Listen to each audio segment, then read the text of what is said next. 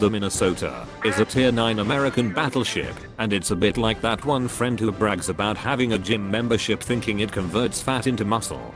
The slumbering hunk of tumor is favorited by people who believes American pride is achieved through excessively big things. This includes world-leading firearms ownership and world-leading BMI value. Bonus freedom point if it beats second place by a big margin. Before we continue, I'd like to give my reasoning on why I choose the Minnesota instead of the tier 8 or tier 10. First of all, the tier 8 is crap and doesn't represent the potential of this tech tree, while the tier 10 has this issue of having to grind through the tier 9. And I don't want to laugh at people who fail their way to tier 10, only to realize it's not the ship they wanted, even after hours of grinding. With that out of the way, we can now begin. The easiest way to understand the Minnesota and the obesity tech tree is to view them like an electric car. They are heavy, have instant acceleration, low top speed, limited range, doesn't fix anything, and driven by people pretending they are doing the right thing.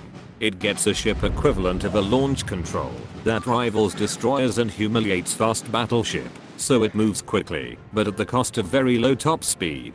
That last point is the main reason why this is not a user-friendly tech tree. The slow speed makes it difficult to keep up or retreat with the rest of the team, and nobody wants to look like they need assistance to get around. This is compounded by the 40 seconds reload, which means in every shot you missed, you can slam your keyboard, clean up, and have time to spare before the next shot. This is a feature to satisfy the perpetually angry player base. The physics-defying launch control is a nice gimmick, but does not address the slow speed and reload, so there has to be something else that aren't immediately apparent to the average player, and that thing is packaging. As you can see, it has the best guns to hull length ratio of any battleship in the game. Compare that to any other battleship with 12 406mm guns. This compact stubby hull gives it class-leading turning radius, great for dodging shells and spending less time broadsiding the enemy when you need to retreat. Another key difference to most other battleship is the armor.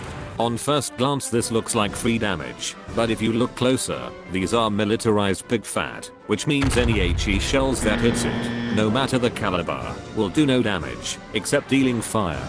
But I suppose we've gotten used to it already.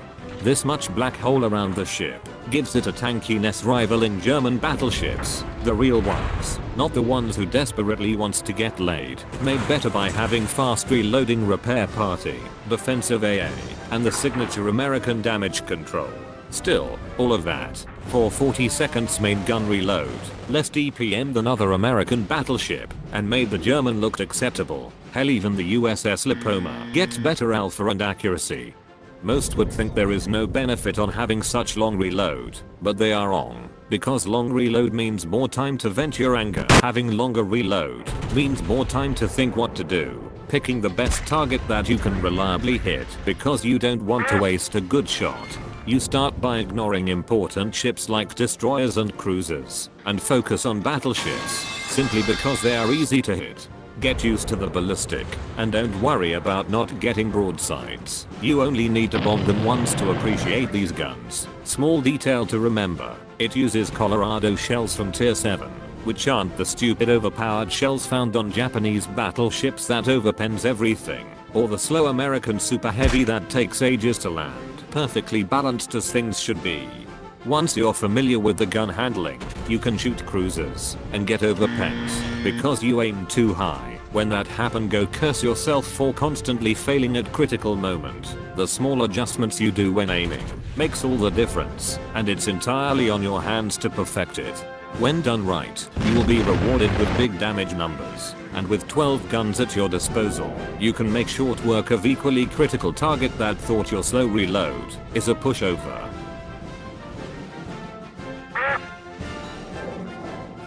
So where to find these paid actors?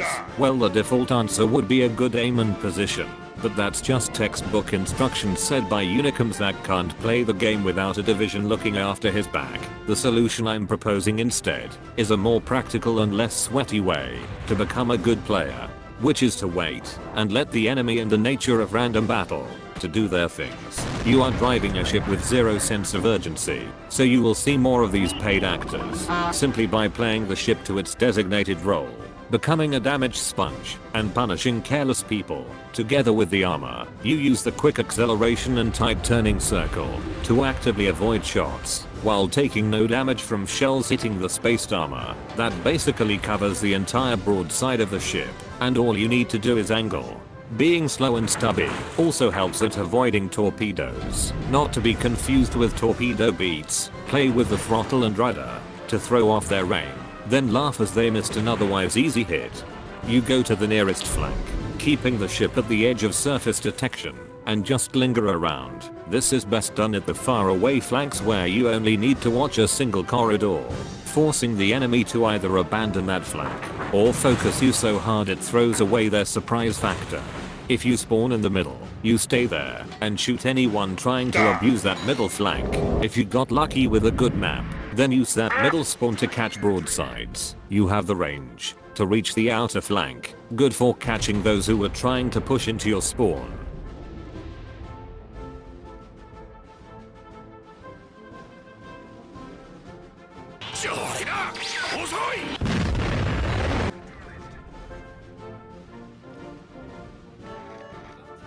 Here is a visual guide on what I just said, and here is how it looks like for other common battleship. This will change as the game progresses, especially when any of these ships notices you. You will know if you play it correctly, if the enemy struggles to do damage to your ship, and you have no problem doing damage in return. Unlike the French, you have a lot less ship to worry about, and you don't need to be in risky places just to find broadsides. If you found yourself in a situation where an enemy ship decides to fight you, you alternate between the front and back guns. This gives you more chance to land a good hit while constantly maneuvering, and making yourself so frustratingly hard to kill it takes all the fun out of the battle.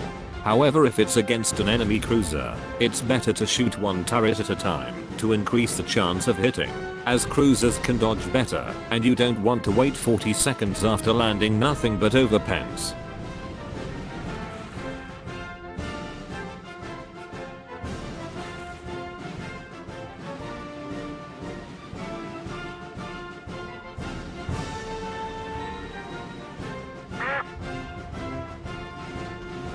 After enough games, you will realize that the slow speed and reload are lessening your chance at making bad decisions and ultimately making you a better player. But do remember that those two things is what preventing it to become a sniper or a brawler. Again, perfectly balanced ship. Too bad the player base are full of hypocrites that can't accept any disadvantages for themselves. As long as you're afloat and keep dropping nukes to foolish people, the game will play itself. But always remember that it won't dodge torpedoes by its own.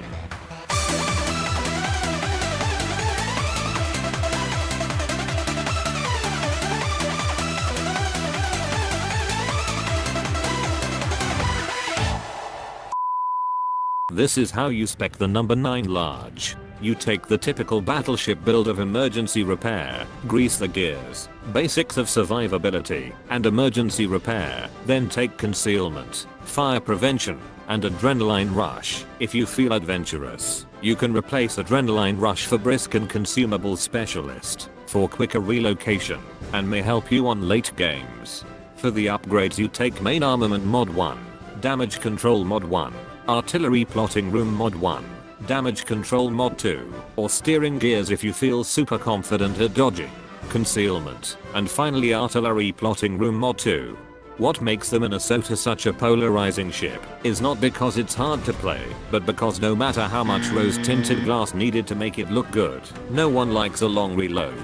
This is the similar kind of problem faced by Japanese torpedo destroyers against American destroyers. The former has torpedoes that hits harder, but takes longer to reload, slower, and less stealthy, clearly inferior once you factor in other things found only on American destroyer, which means the only reason why people play Japanese destroyers is anything but the logical choice. Likewise, the only reason to play this ship and this tech tree is because they are quintessentially American. Big fat meme ship that saturates the air with democracy, yet still maintains the classic battleship gameplay without relying on too much magic tricks to work. This is American problem solving, and it is the simplest form of fun. Now go out there and pull off stupid things like spotting the enemy, courtesy of the European server, where intelligence in general is constantly in short supply.